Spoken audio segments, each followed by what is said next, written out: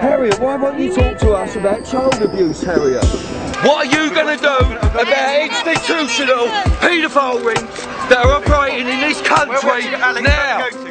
Do you believe children were buried in Shirley Oaks? Yes, but I know. What, how would you know? You're the one who ordered it to be levelled.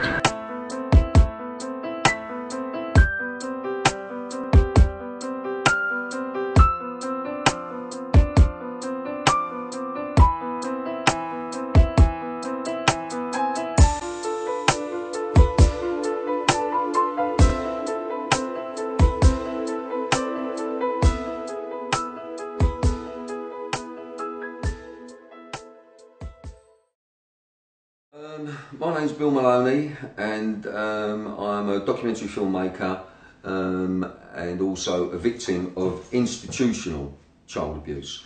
Institutional child abuse means within the care system, the government care system, if you like. And today I'm going to be interviewing a guy called Chris Fay. And Chris, would you like to tell the audience who you are?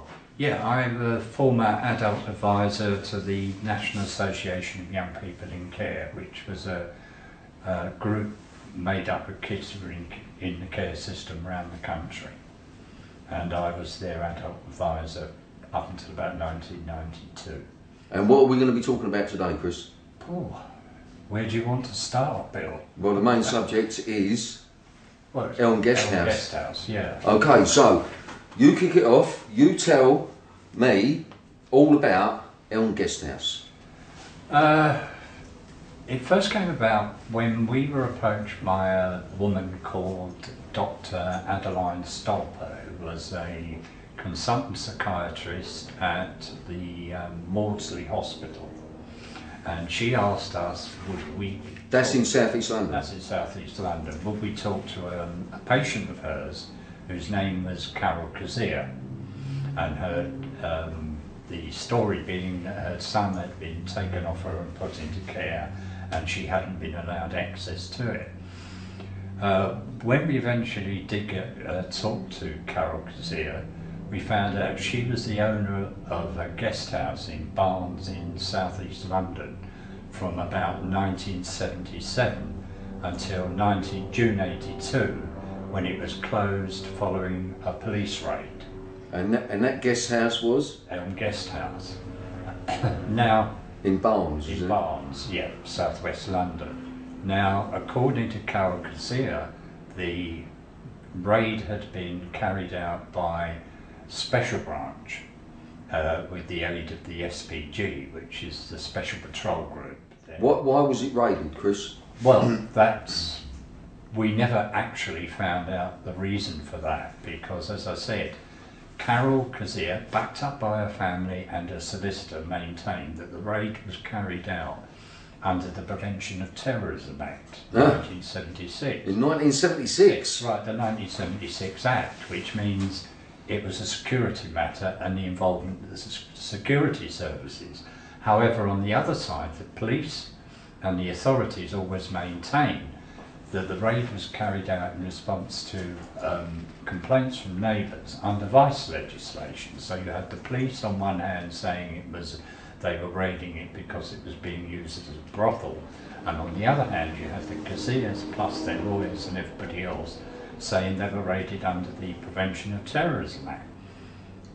It's the only law that was around then where the police could stop you seeing your solicitor for up to 36 hours.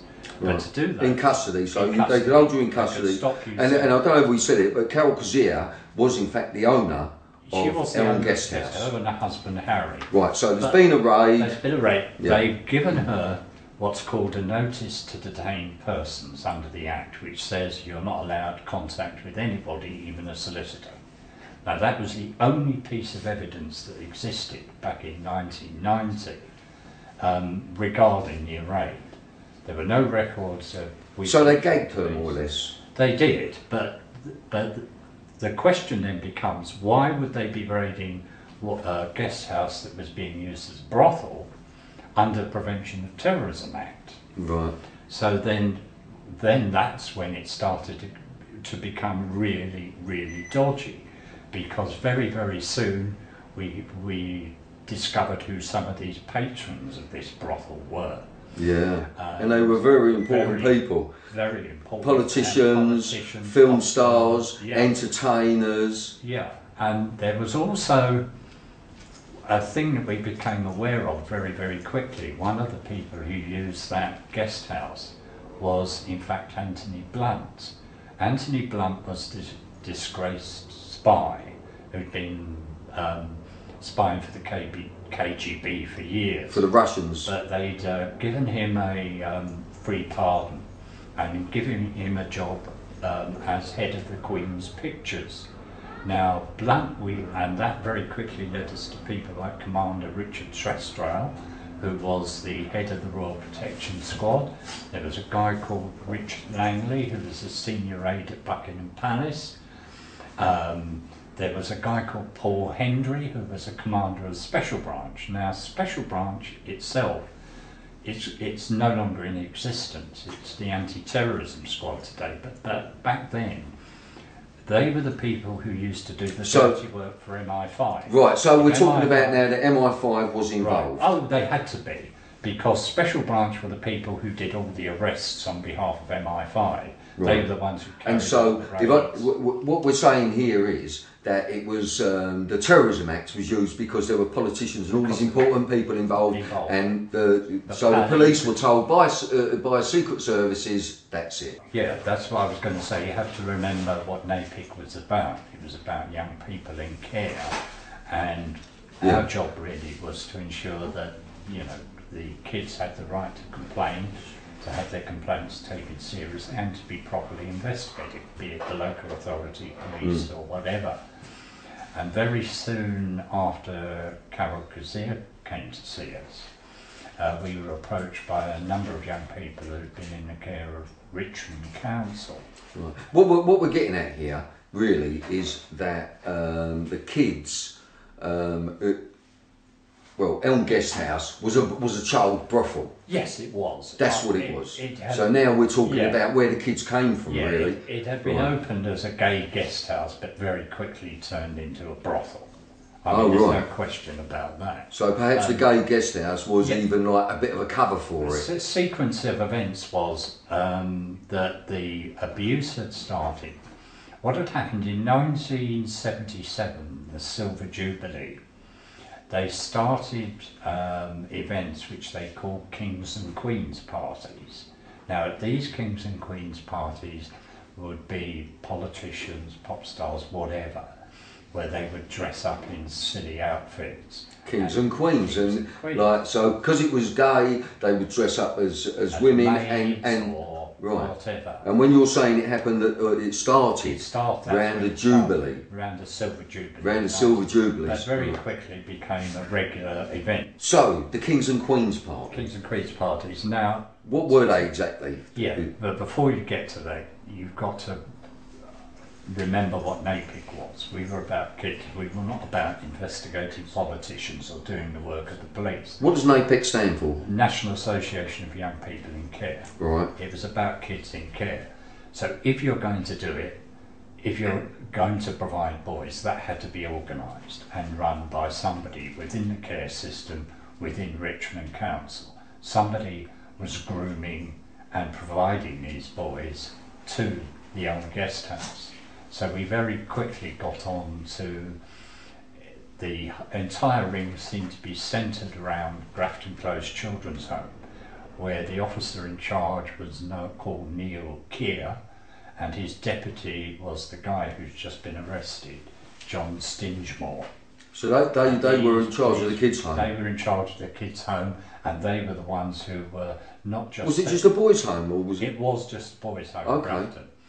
But they were sexually abusing the boys and grooming them and providing them for sex. So, if I can just interrupt you, Chris, we've got Elm Guest House, Kings and Queens party, a gay party place, really. That's what he's put up for. So they've gone for the boys. They're not interested in the girls. No. So we're talking about all these guys that went there were gay. Were gay, exactly. And it very quickly became apparent that the people in charge at Grafton were providing boys for porn videos and for porn photographs, CSA type photographs.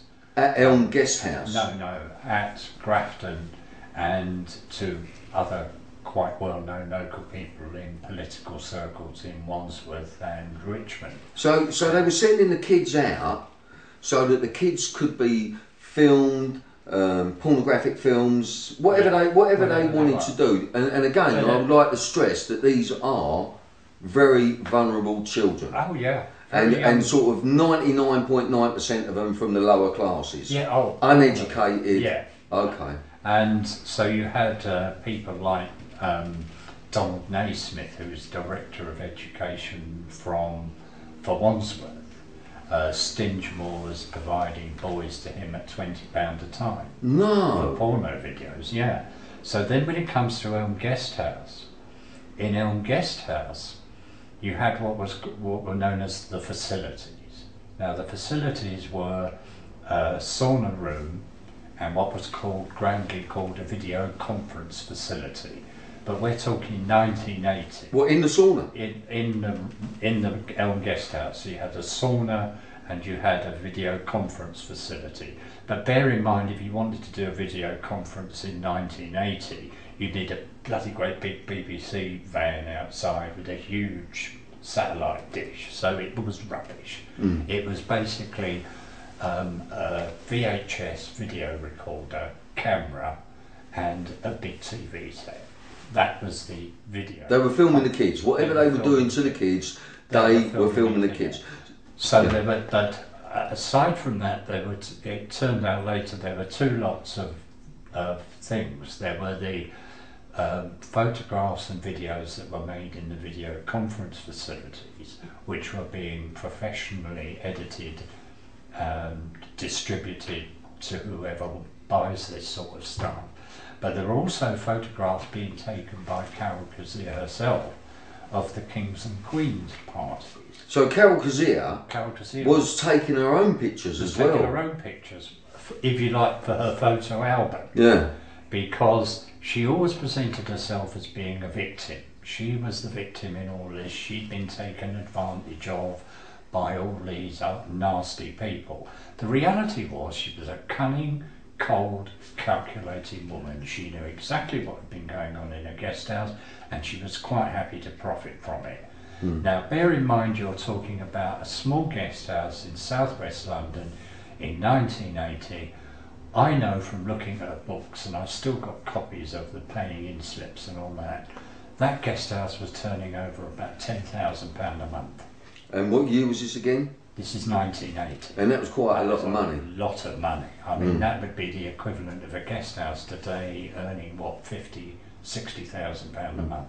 Well, let's just give the audience the full flavour of the guest house, right? So this was a brothel. They were making films of what they were doing to the kids. Yeah. And there were, now, give us some of the names who used to go there. They were also providing kids. So some of the people that used to go there would be people like Harvey Proctor, who was a senior Tory MP. He was later, a few years after Elm Guest House, he was later convicted for sexual offences against boys. You had people like Leon Britton, who at the time I think was Secretary of State for Trade and Industry, but then became Home Secretary. You had Cyril Smith MP, who was there. You had people like Colin Jordan, who was the leader of the National Front, who was a very close friend of Harvey Proctor. Now those two in particular were into the really nasty end of... Well, if I could just say, I remember seeing an interview with David Still, Member of Parliament, and he was being questioned about the guy you was just talking about, Cyril Smith. Yeah. And he said, for God's sake, I don't know what all the fuss is about. All he was doing was smacking a few boys' bottoms. No, yeah, but he said that. David Still actually said that, and he said it in an interview. Yeah. So it was like it's the arrogance of these people, you know. It's so arrogant. He wasn't just smacking boys. What we're talking about is taking whips and canes to the bottoms of 10 and 11 and 12-year-old boys. This wasn't anything about this wasn't 18, 19, 20-year-old youths who knew what they were doing and were doing it for money. Yeah. These were children who were being exploited at this place. Yeah. And people like Cyril Smith knew exactly what they were doing. Also, he was telling me about the night of the raid, they took Carol Kazir's son. How old was he? He was 10 then. He was only 10. Yeah. And tell that story. Right. Well, I mean, for a start, the raid itself was like something out of Keystone Cops. You had 2 undercover police officers who'd been there for, I think, 3 days prior to the raid. Yeah. One of them actually had his a plaster cast on his arm and a sling with a microphone in it, which didn't work. So he could never give the signal for the raid to take place because it wasn't working. You had neighbours ringing Richmond Police Station complaining about men up in trees, which turned out to be special branch officers keeping the place under observation. Yeah. So I mean, it really was quite a partial performance. But the thing is, they took Carol Kazir's son into 10 years of age. One small important point. There was only 5 guests actually at the guest house, because the day before, Carol had been warned that the raid was coming by a man called Gary Walker. Now, Gary Walker was a senior member of Sinn Féin IRA. Now, if you're talking 1982 London, at the height of the bombing campaign, that a senior member of Sinn Féin IRA is walking around London unobserved, unchallenged. Going to Elm Guest House and meeting people like Leon Britton. Exactly. For God's sake, so we've got Sinn Féin meeting Leon Britton at Elm Guest House where they were doing... Yeah, which makes it, as you can appreciate, once you get somebody like him in there, this is not a local vice raid. You cannot tell me that somebody like Walker would be walking around London without being closely followed by a special branch or MI5. He warned Carol Kazir the day before the raid, so he knew, Walker knew, Sinn Féin knew that the raid was going to take place. And after the raid had happened and the Kazirs were on bail, Walker offered to provide Carol and her family with false birth certificates, false passports, and get them out of the country. So it wasn't just a local vice raid. That's the point I'm trying to make. Yeah.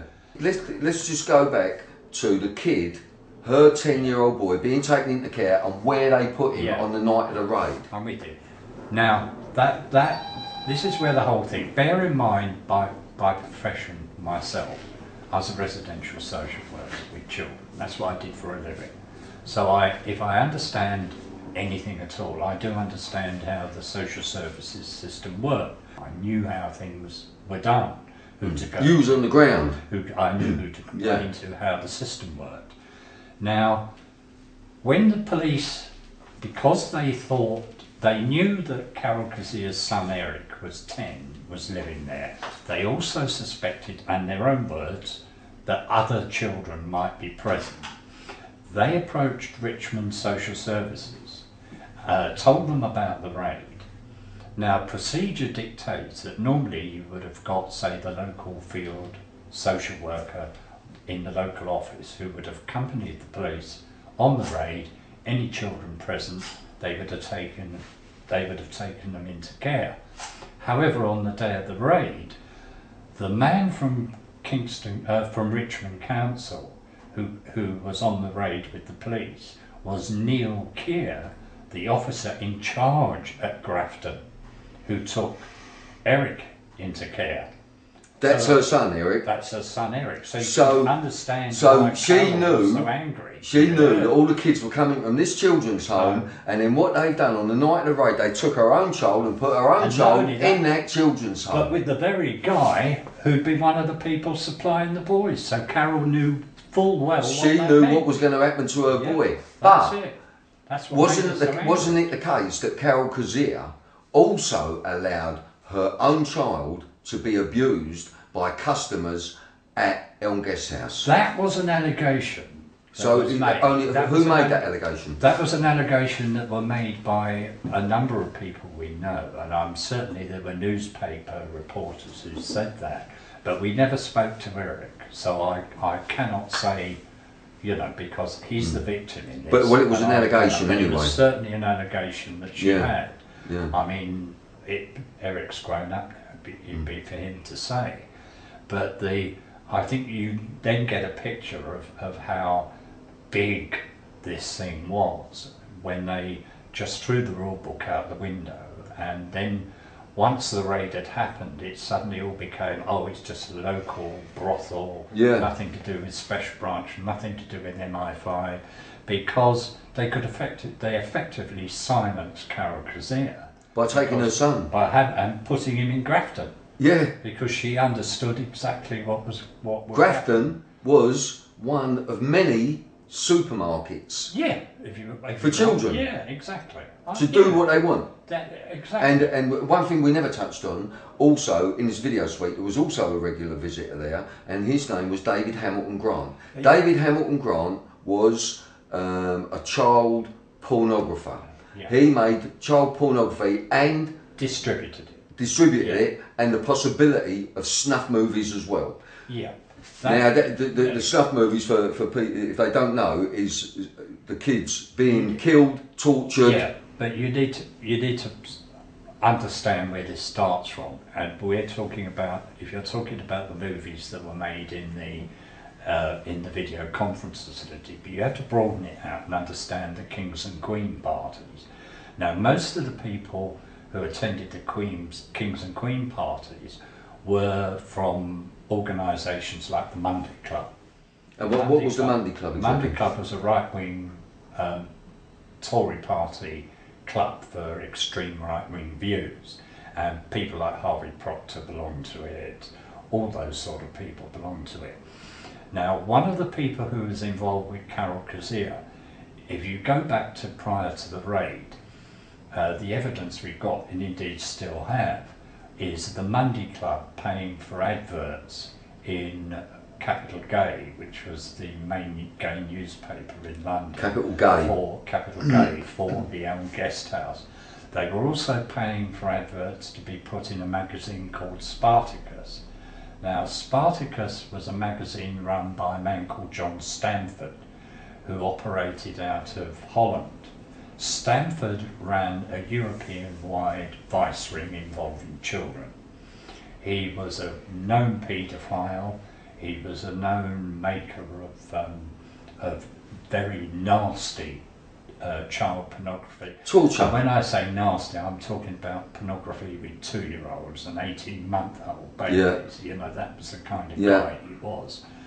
So you had, if you look at the photographs, even today in the press, of the Elm Guest House from the time, you'll see in the window of the doorway a sign that says Spartacus Club members welcome. Right. Yeah. So Spartacus members got a 10% discount. Now, one of the things Stamford did with there was a man called Peter Glenn Cross.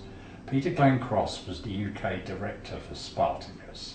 He ran the Spartacus organisation over here. He was very closely connected to the Monday Club, along with a guy called John Rowe.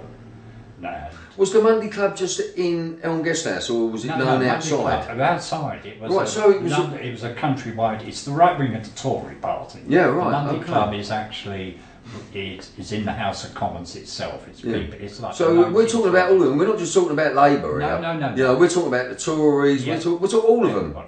But you've got to remember that you had people like John Rowe. Now, the other people who paid for adverts in the Spartacus magazine and in Capital Gay was a company called Roro Investments Limited. Now, Roro Investments Limited was run by John Rowe's brother, Michael Rowe. He called himself Captain Paul Reinhardt, but he'd never been in the armed forces. He just liked to call himself a captain. So you have this whole organisation around the Elm Guest House. So when you're talking about the nasty end of the snuff movies, that was where Spartacus came in. Now, So, what I want the audience to understand, Chris, is we're not talking about a sort of lower class, ignorant people here. We're talking about well-educated individuals. We're talking about people in very high, powerful, predominant positions in all fields, whether they were doctors, psychiatrists, police officers, army, secret service, members of parliament, and of course the entertainment industry, who they seem to be putting up front at the moment and giving us these pissy little wankers like Michael LaVille, whose name is Michael Truman. Turner, Michael Turner. But Bill, you've got to remember the times. But these are educated people. Hang on, you've still got to put it in context. The context of the time was you had genuine gay organisations who were campaigning for gay rights, but they had been totally infiltrated by paedophiles. So you had the Paedophile Information Exchange, the infamous PI. They had totally infiltrated groups like the Campaign for Homosexual Equality, the Conservative group Campaign for Homosexual Equality, Olga, even what's now Liberty. So you had all these people who were campaigning for gay rights, also campaigning to have paedophiles also treated as a oppressed minority. Yeah. So almost as victims. Almost, yeah. As victims. That's how they saw themselves, as being victims of this.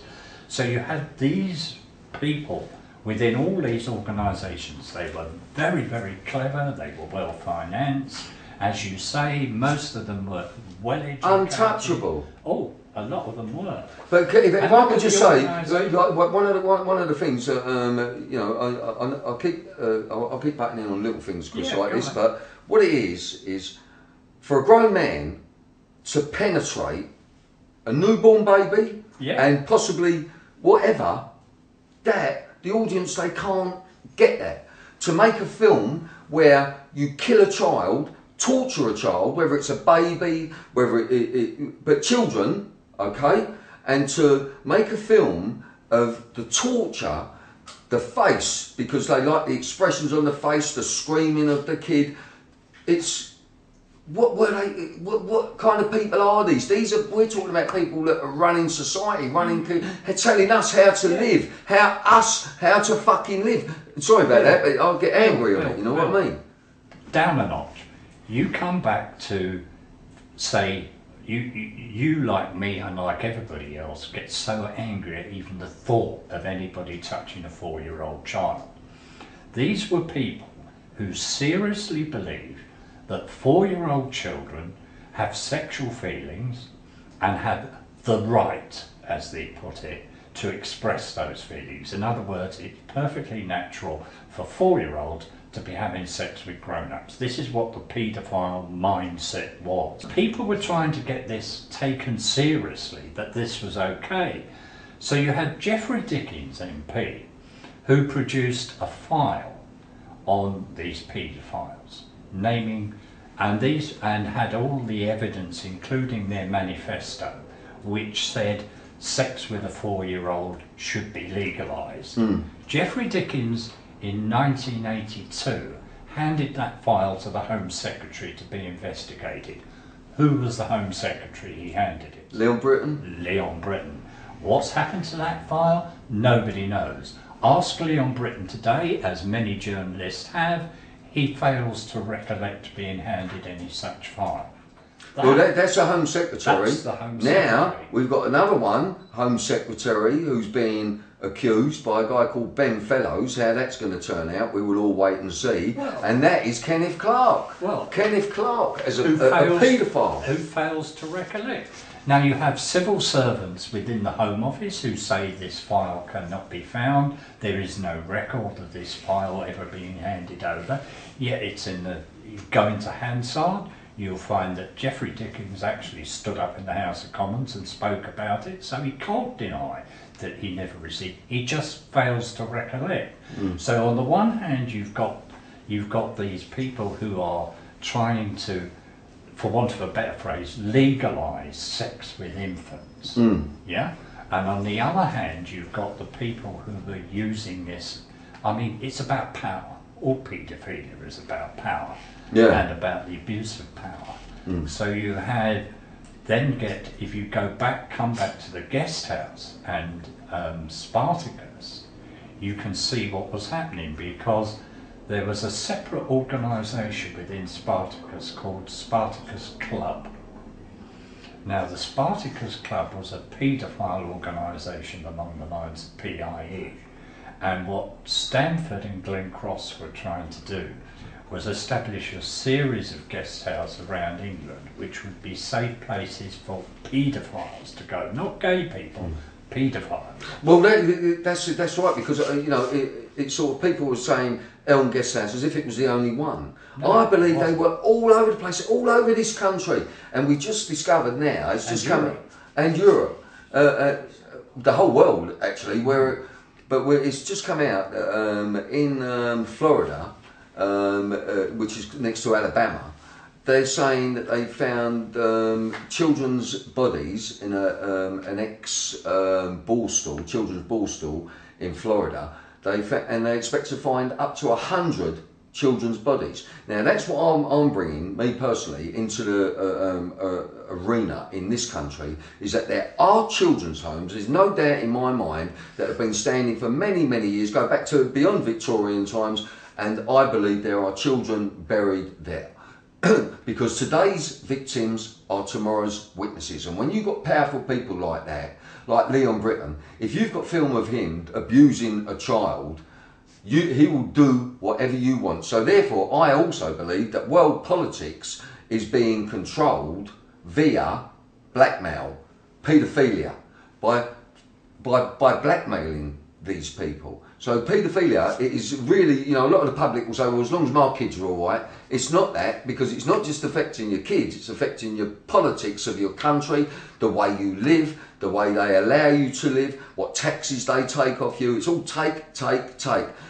Keeping our heads so we don't know whether we're coming or going. The average person is just get up to work, go back from work, get up to work, pay your taxes, pay your BBC, pay this, pay that. So people haven't really got the time to understand how it does really affect them. I think what people don't realise, people assume that if a child goes missing, there'll be a hue and cry. Yeah? People will be complaining, they'll be out looking, they'll be on the front page of the newspapers, 7-year-old boy has disappeared. Madeleine McCann. Children in care, as you and I both well know, historically don't exist as far as the public concerned. They're taken into care, they're hidden away from the public. Now, because the institutions, they distance the public from it, because of what's been going on. There would be outcry, and it could bring the government down. Right, but even more than that, Bill, it comes down to how many children within the care system go missing every year. If you look at the way the system operates, it appears to have safeguarding within it. Because we're bringing it up to date. You're bringing it up to date now. No, I'm talking about... But it's still going on. It's still going on, but let's be clear in people's mind. People think of social workers and social services being good things. They are the people who take care of that sort of thing. If children are being abused, who looks after them? It's social services. They're in care, they're safe, they're protected. But we've got the secret family courts. That's what people think. I'm not talking about reality, I'm talking about what people think. Absolutely. Part of what people think is right, in that if a kid goes on the run from a children's home, then the staff in the home will fill out a missing persons report, hand that missing persons report to the police, who'll stick it in a filing cabinet. Yeah? Whether that kid comes back or not, nobody knows. It's happening all the time, but every now and again we'll get it in the papers, there's a little girl gone missing, there's a little boy gone missing. They have to feed us every now and again. But the way they do it, they make it look like it's only very rare. Within the care system, it doesn't happen to... Nobody checks. They're missing every day. Nobody goes into those filing cabinets and says, what happened to Fred, or what happened to Mary, or what happened... They're gone. They're just... And they're filing cabinets full of the stuff that the police eventually end up shredding and starting more files. So it's very, very easy for kids within the care system, particularly if they've got very little family in the community or very little contact, to just disappear. Yeah, but what they would do, they would filter the kids. So if you've got kids like this kid and this kid, their parents, they're still very interested in them. They come and see them every now and again. Don't touch them two. This kid, parents never come. This kid's parents never come. They got no family. They're the two we want. So they got a filter system. So they pick and choose the most vulnerable. Even worse than that, you have the whole thing about the abuse of wardship orders, where you could put a ring of secrecy around a child. And even somebody like NAPIC. Are they still available, those wardship orders? Tell us how they work. Well, they started to come in about the 70s. They're very ancient. What used to happen in the old days, if you were Lord Percy's son and Lord Percy got killed and you were underage, a wardship order would be issued and a judge would take you on as his ward to protect your inheritance rights. That goes back to the 16th century or somewhere, I can't remember exactly. But it became in the 1970s, being a very easy way of getting kids into care. You didn't have to go to court, you didn't have to argue in front of a magistrate, there wasn't lawyers for the other side. A social worker could go down to the High Court, quick word with the judge, get a wardship order and take the kid and do what they like with it. So you didn't then have to worry about any other laws either. If you wanted to lock the kid up, you didn't have to go to court, quick phone call to the High Court judge. But also, if the child was in, say, Richmond and you wanted to stick him in a children's home in North Wales, no problem. You just took them up there. So nobody would know where that child had gone. And if you got somebody like NAPIC asking questions, you just threaten them with contempt. I just count the number of times that Mary Moss and myself got a letter from a director of social services threatening us with jail for contempt for daring to talk to or walk to court. They wouldn't if. So that was saying, that's our kid, leave it alone, go away. You can't talk to that kid. End of story. And it's also, you know, if we go back not so many years, I mean, especially if you're looking at the 50s, 60s, 70s, it was very like for if you had a daughter and she was to get pregnant or have a kid, it was like a shame on the family, wasn't it? Big time. They was doing it in Ireland. They were taking the kids straight from the mothers. Magdalena laundries. The Magdalena sisters, And so, you know, in those days, that they were even more vulnerable, because what the parents wanted and what was just get the kid away from our family. This is our daughter. That kid, you can't have a kid. So the kid would go and be taken away. And out of sight, out of mind. So what I would like to say is really, we need victims to come forward. They've got to come forward in their droves, because there are droves of them out there that are still suffering, and we need them to come forward. But, you know, I've been told by people, they phone the police and the police are saying, get in touch with us if you've got any information. They're doing it, but it's making it so difficult. It's not as easy as the police are pretending, and the press are putting it across. The national media. It's very hard for victims, because you've got to put yourself in the position of a victim. If what used to happen, what we found, certainly back at NAPIC, if, say, somebody was in a children's home or in the community was making porno pictures involving young boys.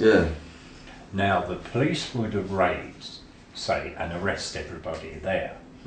So you'd have the guy who was making behind the camera, who was making the videos, would get nicked for making the porn videos. But say the two boys who would be having sex in front of the camera, if one was, say, 13, the other was 15, the older boy would get arrested for sexual offences against the younger boy. So even though he was a victim, he would be classed as an abuser. So they fucked him in more ways than one. Oh, absolutely. So you just victimise victims all the time. So in terms of trying to get victims of that type of abuse to come forward and talk, they wouldn't. Why aren't they dealing terrified. with this, Chris? Is it because it's the lower class kids? It's all lower class kids, isn't it? 99.9% of them lower class kids. So there is. You're also looking at, as far as I'm concerned, like almost a racism there, a racist culture. You know what I mean? It was very much like that. Like we're shit. We are shit. Right. So we found that, you know, very poor street kids from estates like Doddington were also being used as rent boys at the Elm Guest House.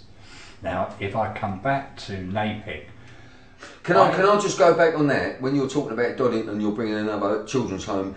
No, not children. I'm talking about a sink estate. I'm talking about how kids off the street, ordinary children. Okay, and so it wasn't just kids in care. It was poor, working class, deprived children. But what I would also like to say is there was a very big case that was covered up, and Margaret Hodges, she was involved in that cover up, and where was it? That was in Islington.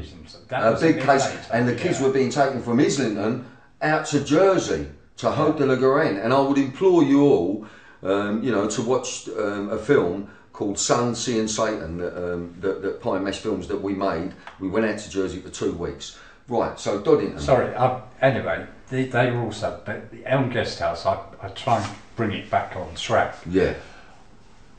Because of the involvement of Special Branch and because of the security services involvement, bear in mind we were an advice agency, advocacy agent for children, for young people. We would have kids come into the office looking for help, looking for advice. But we were under surveillance by Special Branch. We had armed Special Branch officers in the car, actually frightening off young people coming to us.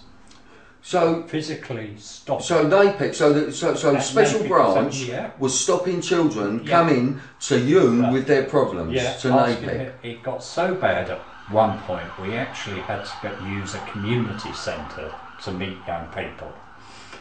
It was at that point, because I was the adult advisor, that I had to think about the welfare and safety. Bear in mind, it was a group of young people. It was groups all around the country. I had to give consideration to their safety. So I went back to Carol Kazir and I said, look, if you want us to proceed with this and you want us to do something about it, i.e. get her child out of care and protect the other kids, I need evidence. I need whatever evidence you've got that you say to me all these people used to attend the Kings and Queen parties or were using the facilities. I need to know what you've got. I think in March 1990, she agreed to meet with me, and I went along to her flat in Richmond where she was living at the time. And in the flat she had a huge big cardboard box, and in that cardboard box there were lots of documents, there were some videotapes and other stuff in there. And it was at that point that she gave me the guest house registers, the bank paying in books, showing the money she'd received. So the guest house register had everyone's name that was going there, but they weren't using their real names? Weren't using their real names. But by this time, of course, we knew a lot of the aliases that people like Leon Britton and Cyril Smith were using. Cliff Richard? Cliff Richard was there as a guest. I can't say he abused children. There was no evidence of him. But he was there. He stayed there, yeah. He definitely stayed there, Cliff Richard. And what name did he go under on the book? I can't remember off the top of my head. Was it Gladys or something like that? No, Gladys was the nickname of his boyfriend, Norman. Cliff Richard's boyfriend? Yeah, Norman. Yeah. Norman was his boyfriend, and they used to go to Elm Guest House because we've not heard. He's not been nicked. No, he's not, and there's no evidence in it there was any way. I mean, he was. Well, if there was, it's gone. Well, maybe you're right, but I don't know. Yeah. But coming back to what was in the box now, she also had about 6 video cassettes in there, and she had a shoebox full of photographs. And there were 2 types of photos. There were Instamatic type photos, you know, with those. Print out the box, and peel it off. They were normal 35mm photos. So the photographs that had been taken in the facilities were the ordinary 35mm standard photo. The photos from the Kings and Queens parties were the Instamatic photos. Right. So she showed me, I think it was 8 photographs in total of people. Now there was 2 of Leon Britton. There was one of Harvey Proctor, Member of Parliament. Member of Parliament. There was another one of a very well-known industrial financial guy. There was a whole series of photographs, and she had hundreds more in this shoebox. She wouldn't give them to me. I said to her, after a lot of wheeling and dealing. Can we just explain, just give me a description of the Leon Britton photograph that you saw? The Leon Britton photograph, he was wearing naked apart from like a little apron and one of those waitresses' caps, you know what I mean? Oh right, so he had a maid's outfit. A maid's pinny, yeah. A maid's hat. With a boy aged about 12 sitting on his lap. What was the boy wearing? Nothing. Naked. So the boy was naked? Could you see the boy's genitalia? Yeah, he was about 12 years old. I mean, it was an obscene photograph by anybody's description. Absolutely. But Carol, the Home Secretary. Yeah, but Carol Kazir, as I keep trying to tell people, was not some sort of innocent victim in all this. She was a conniving, cunning bitch of a woman. Yeah. She really was. She knew exactly what she was doing. Yeah. So she would only give us enough to keep us involved, if you know what I mean, to keep on our good side, for want of a better phrase. Yeah. And I said to her, it's not good enough, Carol. I can't just, you know... Unless you give me the photos. Unless you give me the stuff. She wouldn't do it. What she did eventually agree to do, I think, about 6-8 weeks later, she said I could come round and photograph them myself. Right. But unfortunately, of course, shortly after that, she was murdered, so... Right. So you never got to go around and photograph them, but when you was there, you were probably being recorded and bugged anyway by the Secret Services. They were sitting outside. Oh, no, that's they were right. Sitting in a car outside, and there is a little story about that. I mean, this shows you how contemptuous the security services and special branch were of people. They knew that they were they could do whatever they liked. In those days? In those days. We're talking about before the internet, etc. What I would have given for a mobile phone with a camera on it. Exactly. Chris, can we just jump to Carol Kazir, because you said like where she was murdered. Yeah. What was the information that came out in the press? Well, how she died? She allegedly, according to the coroner, she died from an overdose of insulin. Because she was diabetic. Which was absolute rubbish. Yeah. Really was rubbish. If you read, I was at the coroner, I gave it... Why do you say it's rubbish? Tell me about the insulin death. Yeah, I'm just going to tell you. I was a witness at the coroner's court, so I was there for all the proceedings. Now, the pathologist report was quite clear that the oldest syringe mark on her body was 72 hours old. That was the last mark on her body of a syringe. Every doctor I spoke to, a GP, I spoke to pathologists at the King's College Hospital, they were all saying the same thing. If you overdosed with insulin by injection, you'd be dead within an hour. There is no way you'd live for 72 hours. Right. So also the question mark about where this syringe mark was, which was on her bottom. And the evidence from the GP was that she was never given insulin that way. And even though he'd been to see her, he had injected her arm, not her bottom. So where that injection mark had come from, I don't know. There was also the alleged suicide note. Now, everybody that read it, myself, Mary at NAPIC, her friends, her family... Mary's another lady who works at NAPIC, Mary Moss. She was the worker at NAPIC, yeah. A really good guy. And we all knew it was not Carol's handwriting. Carol didn't write that way, it wasn't her use of language. So it was a bad fake? It wasn't even a bad fake, it was just rubbish. The only person who said it was in her handwriting was a man called David Issett. Now, David Issett was a paedophile. If you look at the Mary Moss file that's been put online of all the documents there, you'll see there that I phoned Richmond Police and Richmond Social Services departments when I found out that Issett was in fact living at home with his partner and 4-year-old son, because there was a court order banning him from within half a mile of his home and his son, because Issit and a gangster called Puddles, Patsy Puddles. That rings a bell, actually. Yeah, had been abusing the 4-year-old in their hot tub at Puddles' house, which was why there was the court order on him. So you had this, and he was a drug addict and an alcoholic and a thoroughly nasty piece of work. But he was the only one person who said that the handwriting was Carol Kazir. On a suicide note. On a suicide note. And the coroner seemed to accept his version. Now don't forget the coroner... Not really what you would call a credible witness. No, but the coroner, funnily enough, is the same coroner who did the Princess Diane inquest, and also the Blair Peach inquest. Well, while we're talking about that, if I can just... The Princess Diana, I'll do it that camera. I don't know, is that in shot? Is that camera in shot? Dr. Burton. So there we've got, they're saying now, Princess Diana was murdered. Yeah, but Dr. Burton was the guy who did her inquest. Yeah. So he was known as being a safe pair of hands, somebody you could trust to come up with the right verdict. Yeah. Now at this point, you've met Clive Golden, who's a private detective who was looking at this stuff. Bless his cotton socks, he's a lovely bloke, as you know. Yeah.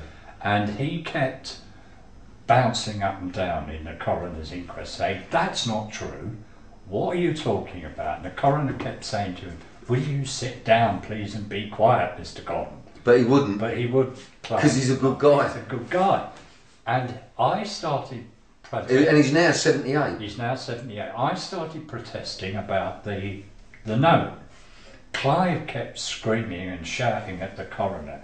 So in the end, the coroner said, I'll adjourn the inquest until August, and I'll have Scotland Yard's forensic handwriting experts take a look at the note to see whether or not it's her handwriting. So when the inquest was reopened again on the 22nd of August, Burton, the coroner, came in and he said, right, I've issued a written verdict. There's nothing more to say about it. Bang, case closed. So wait till August and that was it? Nothing. So to this day, I do not know what the forensic handwriting expert at Scotland Yard had to say. Nobody did, because Burton never told us. Right, so... But the interesting thing above all else, when Tom Watson asked a question in the House of Commons recently... Member of Parliament. He also asked about the use of D-notices. D-notices are notices that they're supposed to be advisory, but basically if the government doesn't like a story a newspaper's about to print, it'll slap a D-notice. A D-notice is a gagging order. It's a gagging order. Now when Mary Moss and I left the coroner's court, the entire world's press was outside. Obviously it was a very, very big story. Absolutely. Because we'd stood in the witness box, we'd named Leon Britton, we'd named Harvey Proctor, we told the inquest all the evidence we had about who'd been involved at the old guest house. So by any stretch of the imagination it was a big news story. When we got outside the coroner's court, they were all there, BBC, ITV, Channel 4, Sky, you name it. Yeah. Not one single British television station, radio station or newspaper interviewed myself and Mary.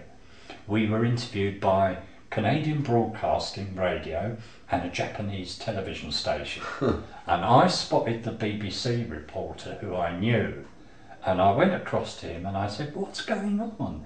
And he said, D-notice, Chris.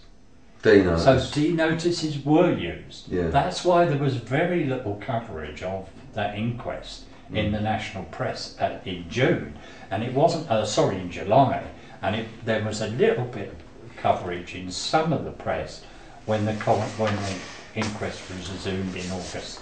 Now, when it was 2 years after Carol Kazir died, and you were continuing your fight against Elm Guest House and many other investigations, Chris, as you do, thank God people like you are about, and 3 bullets came through your kitchen window 2 years after that. Yeah. Now, Tell us about that. Well, I don't want to talk to her because I don't want to make this about me. But I mean, obviously. But you've been investigating it. You know. It was obviously when you're dealing with the sort of people that we're dealing with. You're not just dealing with the security service, but you're dealing with. Don't forget international child pornography trade. We found out, you know, there was connected with the Monday Club and Spartacus. There was a company called Toffs Travels Limited, which was physically taking boys in care out to Holland. Or wherever. Well, they were definitely going to Holland. Yeah. And it was in Holland we had quite a lot of evidence that snuff movies were being made. Yeah. Now, you know, we tried as an organisation to be as professional and as reasonable as we could, and we checked out everything that we were told to the best of our ability. Now, I didn't know whether snuff movies existed or not. It wasn't my area of expertise. So I in fact talked to, and I think in the NAPIC logbook, which we gave to which Fernbridge took off me, that's the Operation Fernbridge of the police investigation that's looking at Grafton and Elm. Yeah. And I spoke to Interpol, Europol, the FBI, any organisation, the United Nations, child exploitation, the European one, about snuff movies. And the official view in 1990 of all those organisations, including the Metropolitan Police, was that snuff movies did not exist. Yeah. They were an urban myth. And children weren't buried when they were killed. But that in children's homes. So the official view of that was that it just didn't exist. Right, well that is opening up now because there were many snuff movies made and many children killed. Okay, so I know you don't like talking about it, but let me just round it off and then we're going to move on to where we are now. Right. But the point is, you did have 3 bullets come through your window. Yeah. It took the police an hour to get there and you've heard nothing. You have also... And one PC turned up. And one PC turned up. And so you've also presented this evidence yourself and Mary on 3 different occasions. Well, numerous occasions. I mean, you know, the whole point, if you've got evidence of some, and you've got kids who have been abused, who do you go to? You have to go to the authorities. Yeah. To the local council. But you've been there and they've done nothing. Well, exactly. On many occasions. So you keep giving this evidence and now... And nothing. Right, so here we are. What's the date? Maria, what's the date? It's the 7th of September 2013. Right, so we all heard that. So, where are we now? Well, we are now, as a result, I believe, of Tom Watson, MP, who asked questions of the Prime Minister in the House. I was approached by Tom Watson, because I'd retired years ago. I'm 67 now, so I've been out. Well, you're looking good for it. Thank you for that, but... I mean, my pleasure. I've retired, so as far as I was concerned, this was all in the past for me. But I was approached by Tom Watson, who wanted me, so I went up to see him in the House of Commons and told him basically what we've been talking about now, about everything I knew about Grafton and about Elm Guest House and about a lot of other abuse. And what was his response? Oh, he was shocked and horrified. But what has he done? He was instrumental in getting the Metropolitan Police to establish Operation Fairburn, which was the original investigation to look, established I think in October last year, that was going to a scoping exercise to try and see... What was Fairburn about? But that's what I'm saying. It was a scoping exercise to see what information was available. As a result of Fairburn, they set up Operation Fernbridge under Detective Chief Inspector Paul Say. And that is Operation Fernbridge is solely about the guest house. Elm Guest House and about Grafton. Yeah. Although it has spawned, I mean, these operations seem to spawn like rabbits. Yes. There is now yet another investigation coming out of that called Operation Coyote, weird name, Coyote or something like that. But so you told Tom Watson. So I told Tom Watson. So then I was approached by DCI Settle. who came to see me at my home, I think in January of this year. Yeah. He wanted, obviously, to know what I knew, and he wanted any documentation that I might still have. Well, as it happens, I still had the, you know, the Napier logbook, in which a lot of stuff. I also had the original charge sheets for, not copies, but the originals of Calcas's charge sheets. Have you still got them? Yeah. Oh, right, good. Because I felt that stuff was important, because the whole of this thing hangs around, it seems to me, whether or not they raided the house under the Prevention of Terrorism Act or under vice legislation. Now, Settle and Fernbridge are saying that it was, they're towing the party line. They're saying it was an operation carried out by local police under vice legislation. Where'd the terrorism thing come from? Well, hang on a sec, I'll get to that, but this is the line being peddled by... Now, I've asked him point blank whether or not there is evidence. If you're going to say this, there has to be evidence. But apparently the police records of the raid are no longer available. They've disappeared. Disappeared. Not surprisingly. Disintegrated. Disintegrated, gone to the spontaneous combustion. Warehouse in the sky. Yeah. And the thing that shocked me most of all was that even the records of her trial at the Old Bailey no longer exist. I didn't realise until Settle told me this, that the Her Majesty's Courts and Tribunal Services only keep court records for 10 years. After 10 years, they're destroyed. I mean, I couldn't believe this, because, I mean, I don't believe it. All of us. I don't believe it. You can go to the public archives and you can read about the trial of Dr. Crippen 100 years ago. Yeah. In detail. But they know that. They don't want people reading about them in 100 years' time. But what happened in 1982 doesn't exist anymore. Yeah. You can find out what happened in 1912, but not in 1982.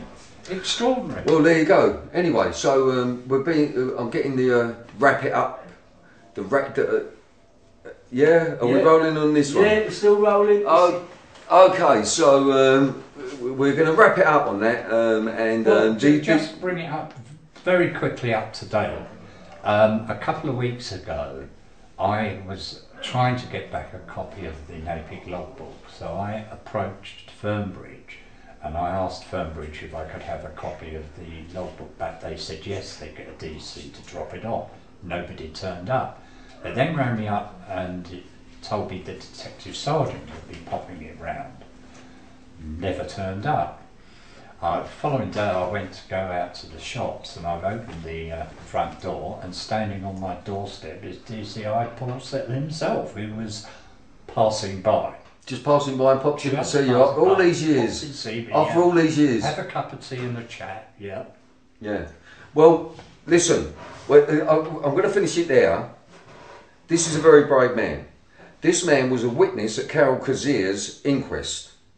The police have recently been to see him. He's talked to MPs. He's talked to everyone. And you're in a very precarious position. So you don't think so, Chris, because you're too brave. And we're going to get this up as soon as we can, and hopefully that will give you some kind of protection. Because let me just finish, Chris, because I think enough of it's out there, Bill. Good people like yourself and other good people online who've got all the story. They've got all the facts. So whatever happened to me, they won't be allowed to cover it up. Well, let me just finish up on something personal then. All right. I fucking hate the national media. You've been covering up this shit for so many years. And you reporters, where's Tom Savage?